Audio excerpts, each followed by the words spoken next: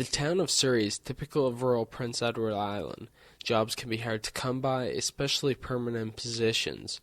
Tourism, farming, and fishing are the island's three main industries. They're also all seasonal. One seasonal employer is the potato farm Arthur Mooney and Sons. One of the owners, Andy Mooney, is a former MLA for the Surrey's area. Mooney said jobs in Surrey and other rural areas just aren't there. Right now the Surrey job market is quite tough. The economy in the eastern and the western part of Prince Edward Island has suffered tremendously through the last few years. The fishing industry is, two of the major plants here have closed. One that was employing over 300 employees and the other one 180 to 200. So there's a real strong need for meaningful long-term employment here for sure. The Surrey plants closed 2 years ago, leaving many unemployed. Islander Sandra Peters worked there for some time. She's also worked several other jobs to pay the bills.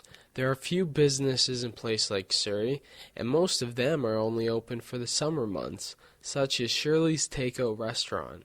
Peters has worked there off and on for 9 years. She's had no choice but to rely on unemployment when she's been unable to find work during the winter months. The EI changes for us are going to be a lot of problems because we are seasonal workers.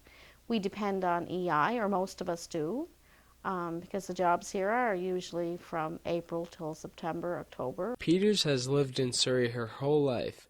Her 2 children and 5 grandchildren also live there, but now Peters is worried that her family will have no choice but to leave the province after the new EI qualifications. You have to leave your families behind and go out there and see if you can make it. That's all we can do.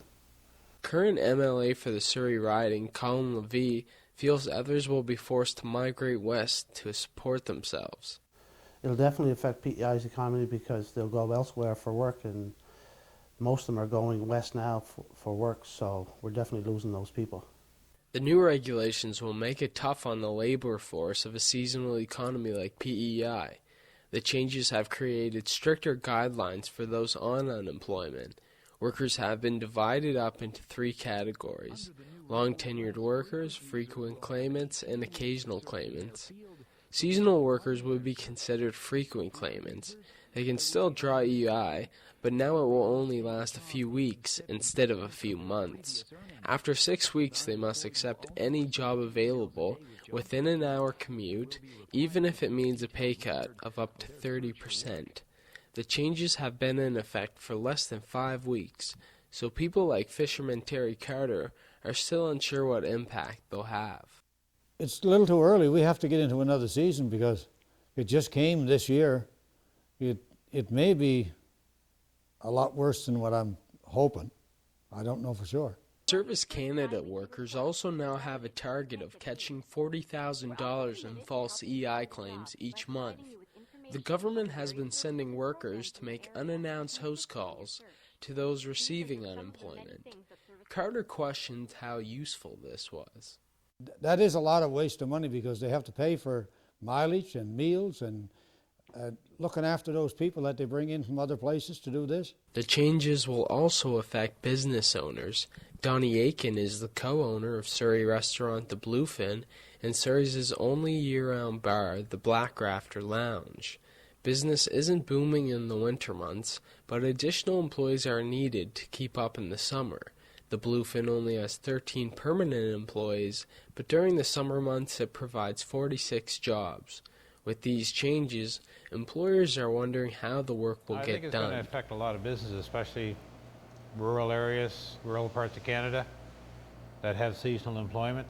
It's the only way they can actually survive. How do you think this will affect your business? It'll be harder to get employees to come into work. The Mooney firm also relies on seasonal workers. It is one of several employers who need seasonal workers for their business to function. Like, we're in an industry that we rely on seasonal employees. We can't ensure people year-round work, and we have employees here that we can't run without.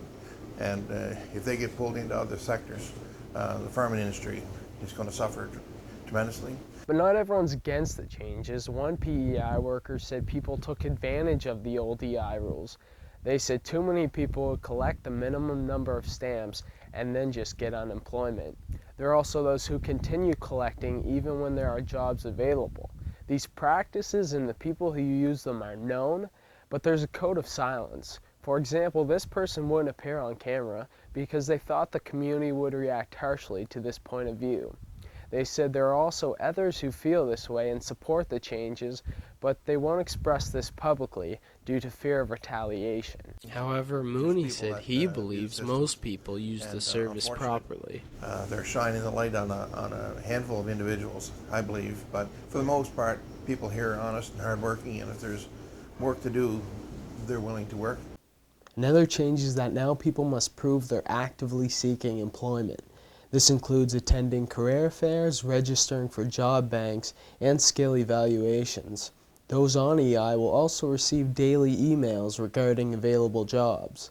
For Stu Journalism, I'm Justin Cook.